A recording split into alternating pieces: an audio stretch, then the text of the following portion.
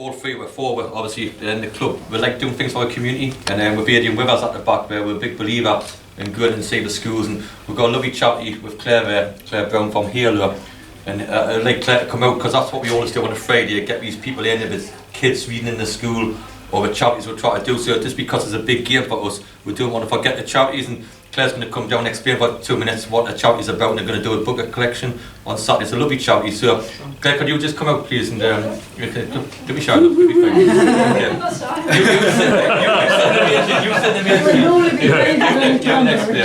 This is Claire from here. How do you think we should play on something? What's the score? Hi everyone. I came across Halo, I support Halo, because sadly my husband passed away from cancer nearly 3 years ago, and I have 2 young boys. And I was just suddenly in a minefield of, oh my God, what do I do, kind of thing, and how do I support my children? And I actually came across a lady called Elijah Jones who had set up this charity called Halo. And when you're sort of in this situation, you realise there's not a lot of support out there for children going through a loss, an acute loss, like a sibling or a parent. And what is out there isn't necessarily always right for children, and because my children are quite young, the Halo approach was to help give therapy to children through things like play, taking them out, so these children be together but they don't necessarily know why they're together, but they can talk if they want, and counsellors can come in and things like that. And it's just grown. Sadly 1 in 20 children lose a parent before the age of 15. And the services like this are just very, very hard to find. So this was set up only 5 years ago and already is supporting over 100 families across Surrey, London, and all the boroughs around, all the suburbs around London as well. And I found, why I'm wearing this, is I sponsor a local team in Woking where my son plays for, and I found football really therapeutic to help him cope with his loss as well. The teamwork, the camaraderie, the kind of the spirit that goes, and I'm a big football fan as well. Woking and Southampton. You've got to see it, there's never been a work in Ollie. I've been loads of times, and my son's a massive Woking fan, and a lot of the kids in his club are, and Woking FC have just been fantastic. Like they are great in the community with the local teams. I'm part of GPR, which is a big outfit in Woking, and they're always coming in and helping out, doing training sessions and inviting the teams in. My son's been in quite a few times, and I just think things like sport is fantastic. So, and why I'm sort of helping raise awareness of Halo is just to let other families know that there is support out there if anyone hopefully doesn't have to go through what we've been through, but sadly it does happen. So it's just kind of raising awareness that there is help out there is support out there. And we're really grateful to Woking for allowing us to come down on Sunday for this epic game against Watford, and just hopefully raise a bit of money too. I want to set up a permanent centre, so a permanent place that's open all the time and people can just drop in and out, and that's what we're sort of raising money for at the moment, so every little helps really. So just want to thank you. No problem. Well done, good. Preparation's been fantastic. We were just talking before about how well it's been run. Neil, over there, one of the directors, he's done a great job as a group. The way we've done the tickets, the way he's looked after everybody, I think it's been fantastic. But I might let Ian talk about what training was like last night, to be honest. Yeah, it's a bit surreal last night. Obviously, we haven't had a lot of opportunity to train over the Christmas period because of the amount of games. So we've literally, I think we played 4 games in about 11 days, and so not a lot of time to do anything else other than recover and go into the next one. And got them obviously back in last night. Slightly different environment. I think there was about 5 or 6 TV channels there, and all the cameras. The boys had to run around the cameras in some of the drills because they kind of got in the way, and it was a bit surreal, and something new for the lads as well. So we got through that, and yeah. And the truth of the matter is, we're both one very happy. The other assistant manager wasn't there. The first thing I did when I came out after the game last night at the Etihad was obviously to phone down to see how the training went. So I was privileged that I was watching one of the game. I guess most of you watching probably think the game of the season, and now we've got a game of a lifetime really for Woking, and be involved in it as one of their own. And somebody came here when 8 years old, it's an incredible feeling to think that we're playing a Premier League team. I have 2 parallel lives, one you all know about and one you don't know about. It's been going on for 12 or 13 years, but there's been no investigative journalism on my coaching career, and rightly so. But now these parallel worlds do collide on one particular Sunday afternoon, and I can't wait. Brilliant. Questions? Dowson start, Mark Francis, BBC Surrey. I suppose the most important thing to start with is the team news from the Hampton result the other day. The team news is obviously Max is probably going to struggle, to be honest. Max Grandma, what a shame. You know, never say never, but because a better man, I would say he's not fit. Everybody else is obviously fit, and even if they're not, we are. That's how it ends up, you know. So wasn't many not training yesterday, to be honest. All training, wanting to play in the game. We have tried to sign 2 players a day as well. We'll not know if that's been done by 12 o'clock or not. If that's the case, it's a fully fit squad and probably the strongest squad since we've been in the job, to be honest. So, you know, games like this, you always got to be careful because we have got 1 or 2 little niggles, and it's always important that we're doing, you know, the Hampton game was more important to us than the Watford game. Not with the club, but to us to win there. And obviously, Welling's more important to us than the Watford game. But it's important that we're, you know, people say we could have given Max a breather, but he was desperate to play in the Hampton game, and because he's hamstring, that's just one of them things, to be honest. As football, we've got 1 or 2 little slight knocks, but we'll not risk him. We're not just going to say you're going to play for the sake of the game, because we've got other players who want to play. The hardest job is going to be leaving a few out. That's football, that's life, but we'll have to do it. So with Max dropping out, surely it provides a great opportunity for Greg Lowe, who's scored a hat-trick the other day. Well, that's the funny thing, wasn't it? So, one of the things with Greg, he hadn't scored all season really, except for 1, and we'll see him in training, what he's like in the drills, and he's been fantastic. And I just remember before the Hampton game, I said, listen, you know, if you go out there and do something, you get yourself in the team for Watford. Not thinking nothing of it, but a daft bugger scores a hat-trick, didn't he? So he's really put me in the crap, to be honest, like, you know, so I'll let them 2 pick the team for this one, to be honest. I suppose the back 5 picked itself really. You've only changed it once in senior competition since the Bath defeat here. Do you think you know the rest of your team, how they're going to line up on Sunday? We'll never talk about it, that's what we always do. And we don't really pick a team until the day of the game. We've always done that, haven't we? For 30 years, we've always done that here, haven't we? Yeah. So you get a rough idea, you do, but if these 2 signings come in today by 12 o'clock, then it could change things a bit. But you're sort of a big believer you drop yourself. So Greg Lowe, you know, you can't really drop yourself after scoring a hat-trick. So, but yes, we'll have to be fair to the lads who have got to where we are, but we'll pick the team to win a game of football. Nothing changes. Then after that, we'll pick the team to win against Welling. So nothing changed in anything. We're just playing against better players on a better occasion, and it's fantastic, really. But nothing will change. Thanks, Mark. Thank you. And when the draw came out and you get Watford. Sorry, Daily Mirror, wasn't it? Sorry, Hayden to jump with Daily Mirror. Yes. When the draw comes out and you get Watford, what's your first reaction when you get a Premier League club and they're going to come here? My first reaction wasn't very good because I made my debut against Watford for Millwall, and I thought I was having a decent game, but when I was walking off, the crowd thought differently.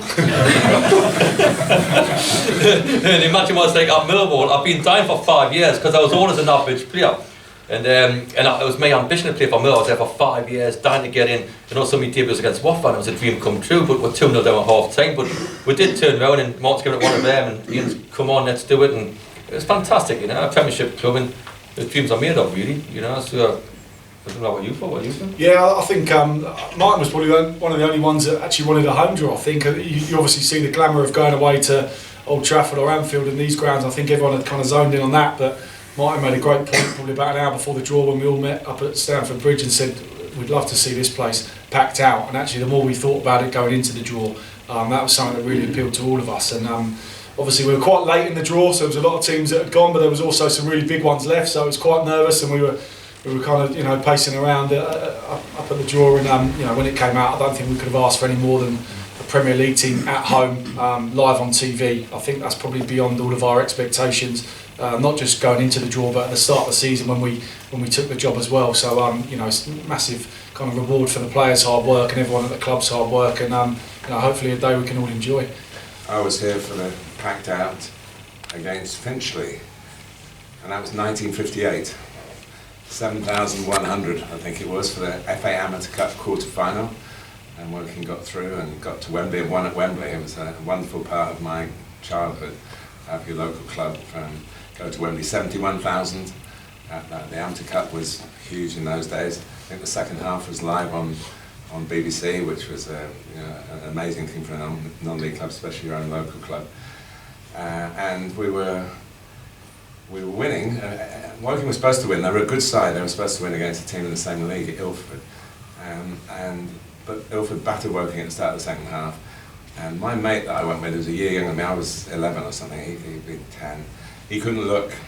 So I always tell the story that I think it was my first ever commentary, because I had to commentate on this awful period of Woking hanging on and the goalkeeper making amazing saves, because he didn't know what was going on. He daren't look. But we got through it. I don't know whether the commentary got through it, but the Woking got through it and won 3-0. And a strange coincidence, the guy who scored the second goal that sort of took the heat out of it, he is the great uncle, he was the great uncle because he passed away this year, a guy called Ridgestrand, of Tom Cleverley, who probably will be playing in the game for Watford. So there's a really nice connection. So when we talk about Watford coming out, they're a wonderful club. They're the sort of club that you want to entertain, you want to look after properly. They would do that if the game was that. And maybe, you never know, maybe we'll get a chance to go there.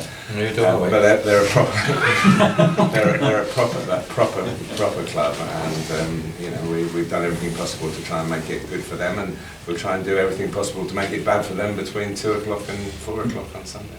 Martin, when you've covered Watford games since the draw, have you been looking at them slightly differently?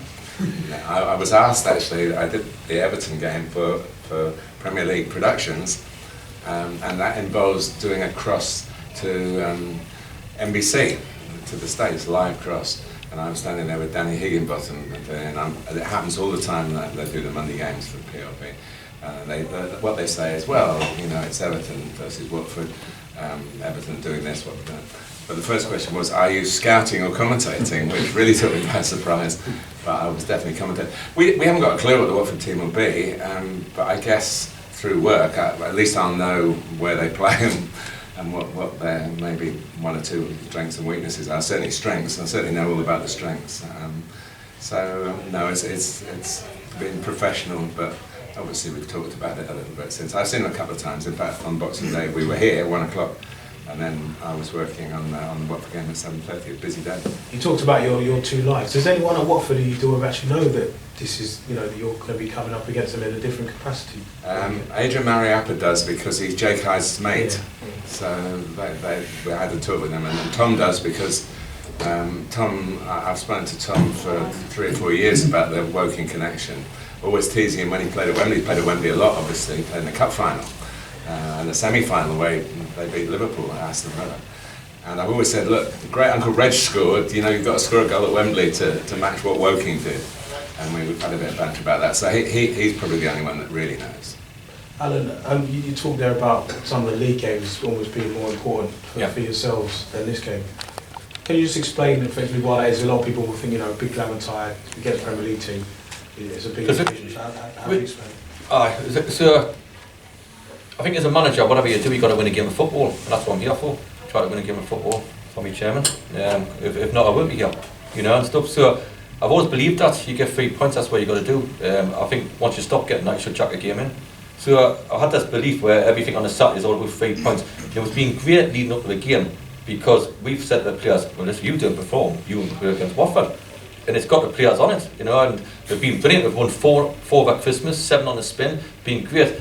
The concern is how we pick them up, maybe after when the whole thing's over. That's the biggest concern, and that's why we're trying to sign 2 players, and that's why we're trying to make the squad as strong as possible, because it is Watford, and even if a miracle happened, we're not going to win the FA Cup. And it's great for my money. I'm delighted for chairman and directors, the people on the street. I'm delighted for them. But we know it's going to finish somehow. When that's finished, we've still got to do with things what we'll have to do for the next 5 years by winning league football, and I think that's the most important thing. I've always heard that thing is, it's my first, when I got interviewed for the job, I came in, I says, listen, we 3 different clubs I've got promotion, but count the cup out and all that, because I'm crap at it. I'm useless, I'm absolutely minging. I was as a player, I was as a manager, I got done first round every single time. I'm absolutely hopeless and all that, and I don't think I was too impressed actually, so because I probably didn't sell myself very well. But the bottom line is, I've always been useless in the cups, except for this team. But the most important thing, but I always looked as a manager who wanted to try to progress, and I've looking for, he's got a job just because of the cup, and I think that's colourless. You should get your job what you do in the leagues, and that's what I was for. So the cup's fantastic, great for the people, great for everybody, but let's get the league action. But I'm not going to take it away from the lads, what's going to happen this weekend. It's fantastic, but I've always been judged on league football. I think that's what you've got to do. How do you convince your players that they can win? Basically being a Premier League team.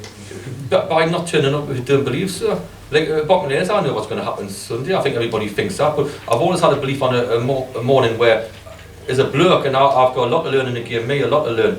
But if I woke up and I thought the manager was better than me and the players are better than me, I just wouldn't turn up. So you've got to have a belief that you can turn up and have a go, and that's what I want to do. So the bloke there, Martin, speaks very highly of their manager. I don't know the players he does because I don't watch Premiership football. Give us 2 leagues up, 2 leagues down, we'll tell you everything we need to know about that. But we do need to watch Premiership football, especially my team's son and not being in it either. It's pointless, you know. So the honest truth is, you've got to, the only thing what, I'll say it, and the only thing what we've got to try to get a point across to everybody. I'll be, where I live in Gateshead, I know there's 30, 40, 50 lads in a working man's club going to watch it and tell you, come on, Dowson, all the rest of it. I know a Blackie, the lad down the corner, who's my mate, who's open at 10 o'clock at night. The boys' club over there is open 10 o'clock in the morning as well, to get everybody in, to say, come on, if you haven't got a ticket, go and watch that. You'll have the people in the street round here thinking, working, come on, get this great club going again. Now, if you're 2-0 down after 10 minutes, we may as well go home. Because the people in the pub will leave, they'll be left by 2:30. Me lads up north will think, well, where's the time that is? And that's the sort of thing what this thing, if we can have a go and give something to fight about and give the whole town centre something to fight about, it doesn't matter how good you are, that's what we've got to try to put a point across. Because I said last night, didn't we? 2-0 down after 5 minutes, everybody just go home. The ground will be empty by the time at the end of the game. It really will, in my opinion, because people go in the bars and say, oh, well, it was a good one where it lasted. We've got to give the town, the players, the football club something to fight about. That's what I honestly think. I'm not saying we will, but that's what I honestly think will be the best thing to do. Thank you. Hi, I'm James from Premier League Productions. Yeah. How excited are the players for this? Because, you know, as you mentioned, they've sort of been training, working hard to try and get in the team, so they must be pretty buzzing for this game. It was funny because, like you see what Ian was saying last night, the cameras are there and all that, you know, so it's the worst training session we've ever had. And I'm dying to shout, but I'm mic'd up, and I'm dying to swear. I'm dying, you effing this, but I can't. You know what I mean? And then he's come to me, he's walked out and he says, oh, it's crap tonight, isn't it? And that's quite big for Ian to say that, to be honest, because he's like the player's side, him and Martin. But how can you say, go and make a tackle, go and make a header? You can't, you've got to let them go along with it, don't you? So, it's, but excitement, you can tell it excitement, of course you are. And they deserve that. Like us three and the chairman as well, we know it's down to the players and what the players have done and how we have done it. And they've been kind, the dedication. They've got no problems with our Christmas. Usually what we had to do in previous clubs, you had to breathalyse them at Christmas. I remember one of the players, he nearly blew a thing up, he did, you know, when he blew in that. But these players are straight, they're honest, they're kind, they do everything. You know, you ask them to come in and coach at the school, they'll do it. They're absolutely proper, we are. So, to be honest, I think everybody's been excited. I think we talked about before, to get the game on, how the people got the game on, the directors, everybody, how we put it on, has been unique. I think everybody's been looked after. We mentioned that, didn't we? Yeah, I've never known, obviously I've been around on your side of this divide, not that it is a divide, but where you're sitting, a lot of FA Cup runs from non-league teams and lower division teams in the past, there's usually some havoc at the end of it, and we were aware of that, and we tried to do everything possible. One of the things is making sure that there's not one player who hasn't got the kind of tickets they want. They've had to buy them, of course, but we've made sure that everybody who's put in so much in this, 8 to 9 months we've been here, so much, and volunteers, that everybody gets looked after. And as we stand, there will be 1 or 2 drifting in at the end, probably saying, oh, I haven't got a ticket, but for the most part, everybody who should be here will be here, and we're very proud of that. You've got to remember, none of these players were here in May. It's been an amazing pull together by them. They've been extraordinary, absolutely extraordinary. And you know, I wish them well. Whatever happens, it's not about us three. It's about them on the day. And I want them, whatever happens in the game, to be able to walk off with their heads held high. And whatever happens, whatever the score is, I have every confidence that they will do that. That they won't freeze. They'll give it a real go. And enjoy it as a part of their career that they may never have again. The money's obviously there as well, like, you know, and the chairman said that we can quadruple the budget, to be honest. There's no problem money's no matter, like, so she's actually gives a go ahead to sign who I like, to tell you the truth. So I think we are looking at so we do appreciate we do appreciate when you say just saying who you want, Dowson. There you go. So I appreciate it. Thanks so much. I don't remember that conversation. Yeah, so that's been asleep. Very good. Tim, BBC, sorry. Rosemary, we know that the club has struggled with budgets and finances for a few years. New investment was coming in the summer with the consortium. But how important has this cup run been? Has it saved the club? Has it kept the club going? Or has it just been very important? Like any non-league club, you're always looking for money. The cup run for the players, for the team, for the community, absolutely brilliant. It's brought that buzz back to the club. Financially, any finance is helpful to any club, but has this saved the club? Absolutely not. That is an absolute not. We will be looking very carefully at what the money is used on, and it won't be giving them a double budget. You can ask me for a fiver occasionally, possibly, but we will be very careful with the money, like any non-league club should be, because all of us at this level, and indeed clubs higher than this level, struggle for money. So we're going to hold this money and deal with it carefully. Development, in case that's your other question, is moving ahead, as any development does, slowly, carefully, but moving forward, and hopefully we will have a new ground in the medium-term future. The most important development is the fan base, isn't it? 944 we're here for the third qualifying round. There'll be 5,700 on Sunday. That must be fantastic. It is, and I think as a club, as a community club, as you know, we start off with our season tickets for adults at £99 a year, and that attracted, 50, even though we got relegated. We ended up with over 1,500 season ticket holders at the beginning of the season, which for a club at this level is really quite impressive.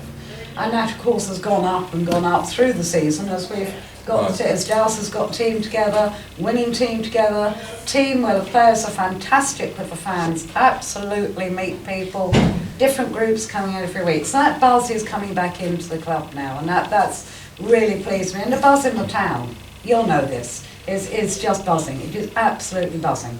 They had 2,000 season tickets, but once we got the job, it went down to 1,500. That's actually not really true.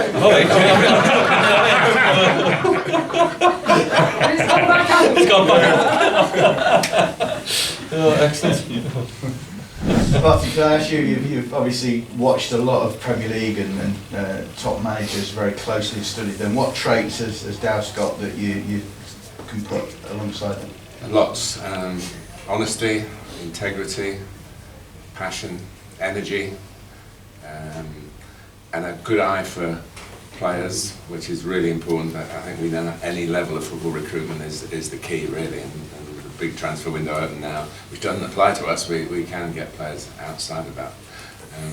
But it started like I was going to help for 2 weeks in 2005, and here we are into a 14th season.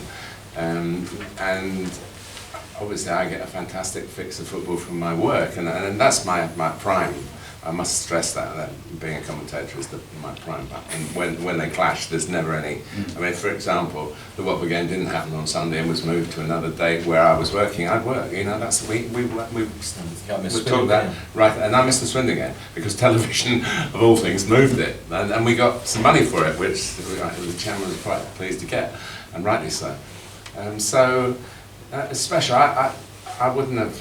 I didn't have to. I haven't had to do it because of some great craving. I want to help him, and there are people all round Surrey who come across him who feel the same. We've got a sort of Dowson tribe of people that come club to club, and it's a great compliment to him that happens, and it's right. And I can say I'm one of them. You know, I'm part of it. And Ian's joined us.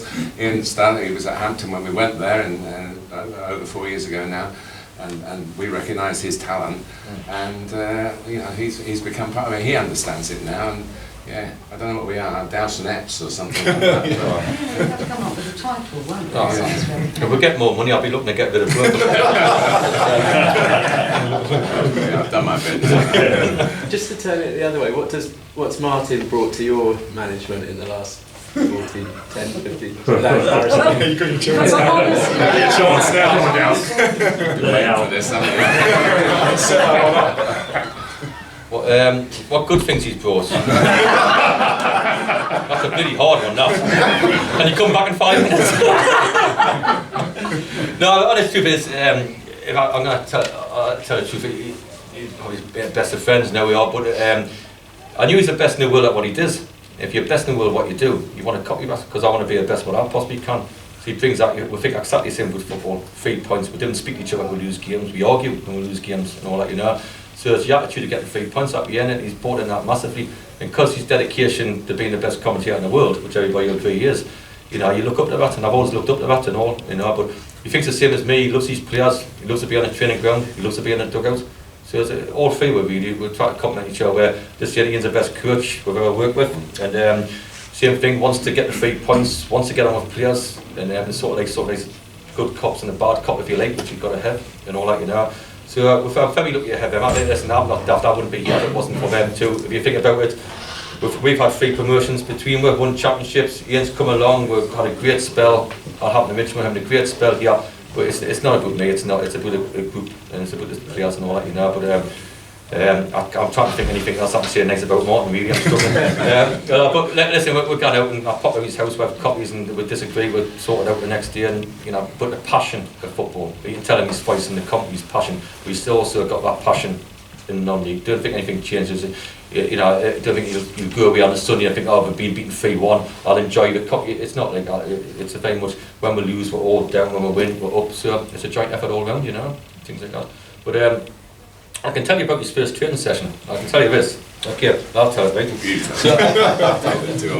So this is his first training. So I've got Martin Taylor from, he must have, because Ian's always coach and got every badge you want to go in your life, like, you know, so he's different and he brought it in. So we go out, me Mrs. Martin, his missus at the time, and we'll go out and we'll have something, and I said, come along, you know, you first, he said, well, what'll I be like? I said, you'd be fine, man, you'd be absolutely fine, biggest, you know, come be a coach. He said, I'll try 1 session and we'll see how it goes. So we go down the park, and I'm doing a session here, Lloydie Y's there, and Martin's doing a session there. Now you do get your old pros who tried on, because Martin was, you know, it took him 2 years to swear, Martin, you know, and stuff like that, on the training ground. And both got there. So we're doing this first session, so I'm standing there and all that, you know, so Lloydie's doing this head tennis, I'm doing a keep ball session, and Martin's in charge of the runs. So I went to Martin, who was a bit more quiet and didn't really know his first training session, and a lad called Danny Lamb, that was an ex-pro, you know, like, you know, the next season non-league player.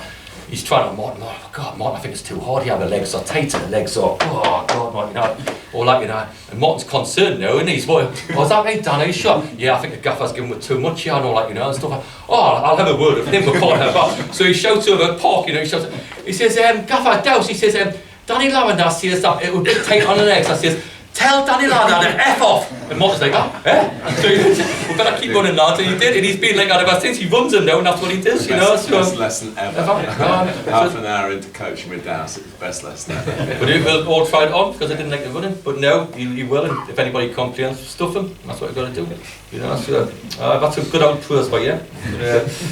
Brilliant, yeah, good stuff. Alan, it's 10 past 12, did you get those players in? I don't know. It's got to be done by 12. It's all about the club who's given them to it. It's all about, can you get the paperwork done in time? I hope so. And if we do, there'll be 2 lads who played down here before, who knows. So if it's not, it's tough luck. It's more for after the academy, really. It's try and strengthen the squad for the league. The 2 lads will come in and won't play. But will strengthen us as a team, but we'll be part of the squad. Yeah. And as we'll throw it down, this is one of those Harvey Bradbury. You always get one clever one here. Wait and see. Wait and see. But it could be a possibility. You've stuffed me up there, haven't you? No, that's fine. No, of course, yeah. I think there's no rumours we've been into Harvey and that, and if it got done, fantastic. If it didn't, that's life. That's one of the things. Coming in, Ian, you were speaking about it earlier on, about when the draw was taking place at Stamford Bridge, about it being a home side. What else can you use to your advantage being here at the Lakeways Community Stadium at home to Watford?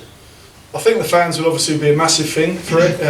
You know, I think talking to the boys last night, they're actually really pleased we're at home. I think for them to for it to be triple the normal attendance we get, I think until we see it, we probably won't quite believe how big it's going to be. But I think the last round, we've got to use that as a bit of a blueprint in some respects. Like the lads were asking a lot of questions last night about how we're going to kind of go about it. And we've done it in the last round in terms of the way we want to play. We understand our opposition are going to probably have more of the ball than us.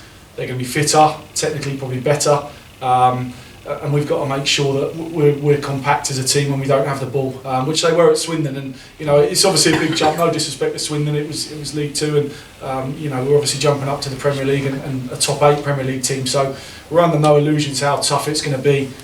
We know we're going to have to be right at it, and we can certainly use the crowd. I think is a massive thing, and the fact we're on a good run should give the boys confidence as well. The fact that we've taken care of the league games recently will give us a lot of confidence, and the fact that we've got a lot of tough league games coming up afterwards. So we want them to enjoy the game. The two things I said to them last night, I said, I want you to do two things: compete and enjoy it. But you will only enjoy it if you compete. I think that's what we've got to focus on Sunday, is competing the best we can, and the result at the end of that will take care of itself, in our opinion. This is probably a shortest interview, because usually we've got Dyer Holmes who comes down on a Friday and lasts for 45 minutes. I know you get him. Well done, Dyer. We're going to get on him. But this is a great job for the club. And Ian, just second of all, of course Dowson will do the team, as all three of you will. Gets to 158 on Sunday. What's the last thing that you say to your players just to stay ahead from the tunnel and out onto the pitch? Yourself and Martin. You're on your own, lads, I think. We've got to tell them to enjoy it. I think, like the guys have said before, they've got us here. Everyone's been a massive part involved in the club this year, but the fact is that the players that have played in the games before have done an unbelievable job. Especially the last 2 rounds. You look at the performances away at Torquay and Swindon. Been unbelievable, the lads, and they deserve it. For me, it's their day. As much as everyone's going to be a part of it, it's their day, and I really want them to go out and enjoy it and embrace the experience and try and remember it. But like we say, they will only take that out of the game, win, lose or draw, if they compete to the highest of their possible standards. And I think that'll be kind of a message in the lead up to the game. But hopefully they can give a great account of themselves, obviously live on TV as well, and create some memories. And we've talked about history. It'd be great to kind of write this team's name in history when we look back in kind of 20, 30 years time. And as long as they enjoy it, we'll be happy with that. They're not totally naive in this respect. I mean, Jamal Lowes has played in the Premier League, yeah. So that's obviously a strength. Christian Jolly scored at Wembley and helped 2 clubs get into the Football League, and has had quite a strong full-time career. And there are others who have been close, and Toby Edds is on loan from Forest. They expect him to play in this kind of games for Nottingham Forest, so we're not we're not babes in the wood really, but it is a massive gap. And starting the game would be the other thing to emphasise. You make sure you start well, make sure you do all the things that you've been doing very well in the games that we've had leading up to it. And then it's down to them. It is their day. It is their day. Yeah, and we're thrilled for them, because they've come also, recruitment and was through. I was at the World Cup phoning Dowson. Who have we got now? Have we got 8 now? How many more do we need? How many days is it till the season starts? And it's been an amazing gathering of the group, and they have all done themselves proud, and that's another thing that we'll say to them: look, go out. This is what you've got here. You've got us here. It's your day. Go and enjoy it, and make sure that you recognise what you've done to get here, and go and do it again. Don't be frightened of them. I mean, of course, they're wonderful players. Be lots of internationals. But that's what you want to do in football. You want to strive to play. Josh Casey was, I think he was sub against Sheffield United for Salisbury, and he didn't get on. And that's sort of been burning at him, that he hasn't, and he's the guy who burned. He does burn a bit. He's got plenty of passion, and he'll want, and he's our captain. He'll be out there doing his darndest to make sure we give a good count of the football club generally. I'm trying to get up with times as well, because apparently his manager has to swap things and all that, like bottles of wine and all that, so I've got a nice bottle of brown ale in my fridge for him, so every one of them. But if he gives us a wine, I'll let the seller for the budget. That's great. Can I just ask, numbers-wise, in the summer when you came in, what was the sort of turnover like? So how many did you lose, and how many did you actually have to bring in? No players whatsoever. I had Declan the Pooh, who hasn't played at all, and Kane had left. He left, but we rang him back because he hadn't got a club. Kane Ferdinand, so we had none really. And it was a difficult time, because we're 2 league 2 weeks late getting the job, because I think everybody knew it was a job I wanted. 2 weeks later, because we won the playoff final with Hampton. We had another little while because we didn't know what league we were going to be in because there's a bit. So we had to wait and see what's going on really. So I didn't think it started great, to be honest. I looked at it and I looked against how we were against East Southwark and how we were in the first maybe. We got booed off half time. Half time of our first game. At East Thurrock. Paul Konchesky was playing against us, and that's how things turned, because we got a penalty in injury time away from home on the opening day of the season, and Max scored it, and we were off and running then. But the first half was dreadful, and it should be, because the lads had been thrown together. There was no continuity.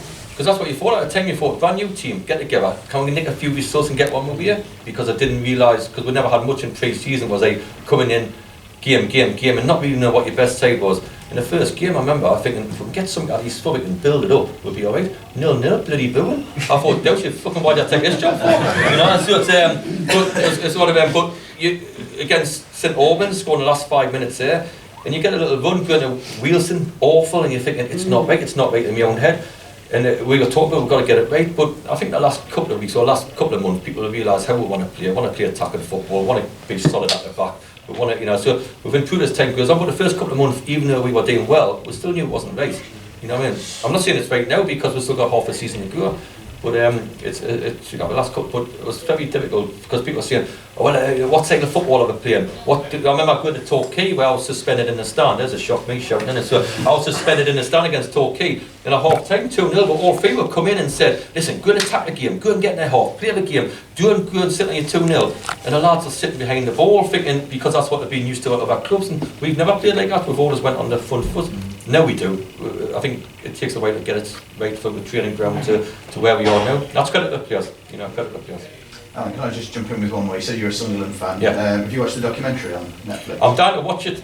I've got to watch it. Because the daft thing is, if you get Adrian's got the... I used to go to Adrian's for me tea on a Thursday before training, and so we've been watching the Man City one because his son in one. Because the worst thing is, with me, I've said all along, I wish I could get Sunderland, but we ended up getting further in the competition than them. And on the website, on Sunderland's website, it was, because when I was on the BBC giving it, Sunderland, on the Sunderland website, it was, what a great lad, he's one of us. On Newcastle, what about Mackin, like that, stuff like that. So I got to stick both ways, which is fantastic. I was going to ask, what would a documentary on you three show up? Well, we've done one. We've done one on him. Right. It was made 10 years ago, Kings Meadow. Okay. Yeah. So when we were at Kingstonian, it went on Channel 4. Right, okay. Yeah, so he's already a star of one documentary, so he'd be quite happy to do another one. It's my accent what gets us in it, my accent and all that. That's what we'll do is, you know what I mean? You don't have to nod your head. That's the one I'll do is because obviously with my accent I've had it's softened down the years. It's softened down. I'll tell you a funny way before I go. This is how my accent can get us in and out of trouble. We got a promotion at Kingstonian, right? Win a championship. And I didn't do my job right because I thought we'd be fine. And went the following season, we lost the first 4 games on a row, and we're that far getting a sack. We'll go to Dartford and all that, you know. So we're going to Dartford, me and him stand there. We said, we're Dartford at the top of the league, we're rock bottom with no points whatsoever. Fans on the backs, blah blah, and everything like that, you know. A lad called Tommy Williams is in the far corner, and we're 4-0 down or 5-0 down with 1 minute to go, right? Tommy Williams in the far corner. We got near half, I think we'd got near half twice all game. We've got near half. He says something to the linesman, sends him off, he walks past me. You know, I'm having a right crack at the linesman here, saying, F and this and F and that and blah blah and all that, you know, and stuff like that. So anyway, he sends me off. So anyway, I'm in the change room, I kick the door, Tommy's in there, I think I'm going for Tommy. I said, no, I've been sent off myself, to be honest. All of a sudden I hear a shout saying, you should have stayed on the telly, you stayed on the telly. There's Martin in the dugout, he's up there. People at Dartford singing there. I turned around and said, you're right. Anyway, this is how my accent's got us out of it. Anyway, a good mate of mine, Jerry Petito, comes here now. He was my secretary, Jerry, and I'm standing outside and I said to Martin, listen, we've got about 1 or 2 more games left. And I said, no, I'm going to get the sack here because I've managed poorly. And the flip side, we got the playoff final that year, went on this unbelievable run. But at the time, you feel as though like you're low, you got nobody backing you. We're bored of thinking, that's what's going on here, which I had every right to think. Anyway, I remember saying to him, listen, let's get in the car together. I'm going to get the sack. I'm blinking, I've managed crap here. And Jerry says, well, I said, go and see the referee and just tell him, I'm sorry, I made a mistake, but no, I'll let get a ban. So I'm scared stiff ringing my chairman saying, we're being whacked 5-0, I've been sent off and I've got a 3-game ban. Anyway, Jerry goes to see the referee. 10 minutes later, he comes out. He says, you not believe that? I says, what's happened? He says, well, him and the linesman got together and said, I knew he swore, I knew he was angry, but we didn't understand one single word he said. I got let off, and I'm real paranoid, you know.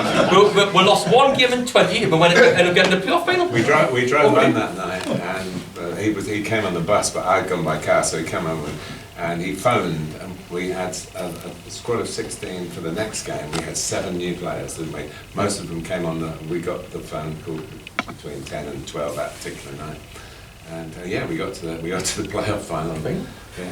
Unbelievable. So I've always had this problem. I worked in a school, like a private school, believe it or not, in my accent. I worked there for 22 years. 22 years. And I always remember I got this big new building, and all the parents started complaining about it, and all that, you know, and stuff like that. And this bloke comes in, and the headmaster thought, let's go all the residents in this room. The residents are sitting in the room. And the headmaster says, listen, what's the problem? This bloke stands up and says, you'll have blood in your hands, you lot. There's too many cars, too many kids and all. And that's that bloody German who shouts all the time. And everybody said, well, I haven't got a German. Everybody looked at me. I was like, I thought I was a German. That's what my accent gets us in trouble, you know. So. We've got a German goalkeeper. He doesn't think he's German. No, I didn't say that. That sums my accent up, like. Terrible, really.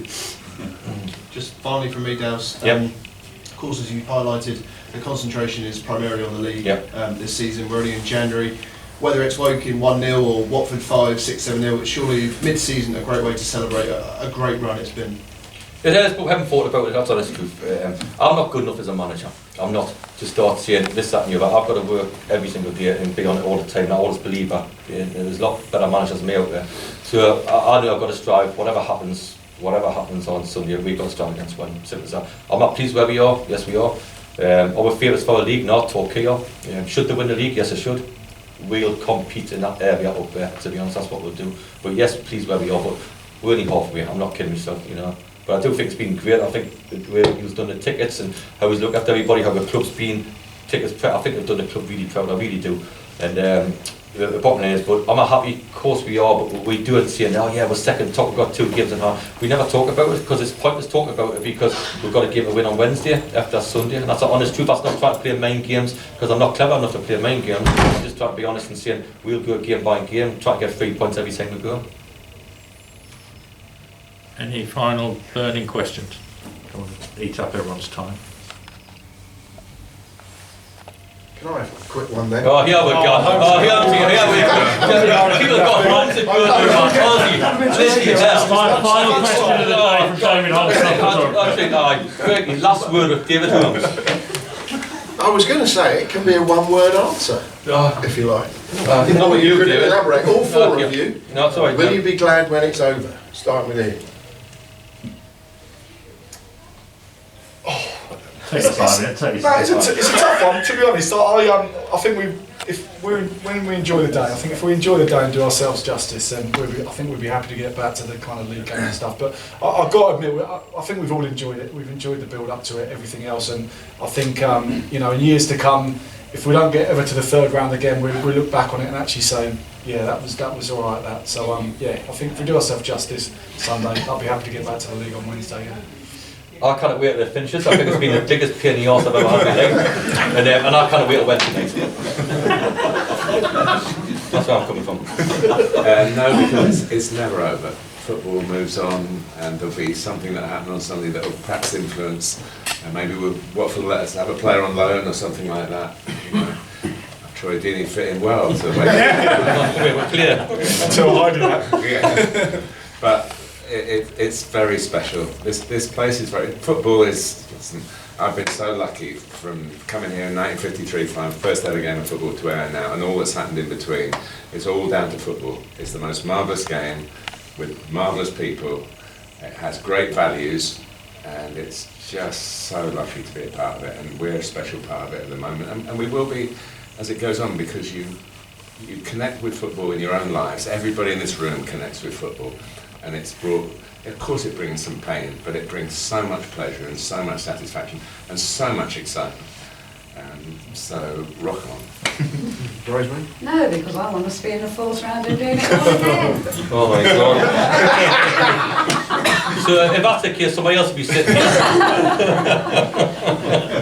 Yeah, of course you do. No. Brilliant. Well, before we just show our appreciation, the guys are going to be around for a little bit afterwards. So come in the office, I've got memorabilia in my office. Anyone who wants sporting memorabilia, But no, I've been serious, I've got tops, you come and buy some tops. Okay. All the money goes into the club. Brilliant, thank you. And Martin, I know I have Premier League news. I think Martin, just for 5 minutes, just to do something to camera if you're happy, but I'm sure they're around for a few minutes. Just don't eat not too much of their time, but no. But thank you very much for coming. Thank you to the guys, really good. Rock on Sunday. Brilliant, thanks very much.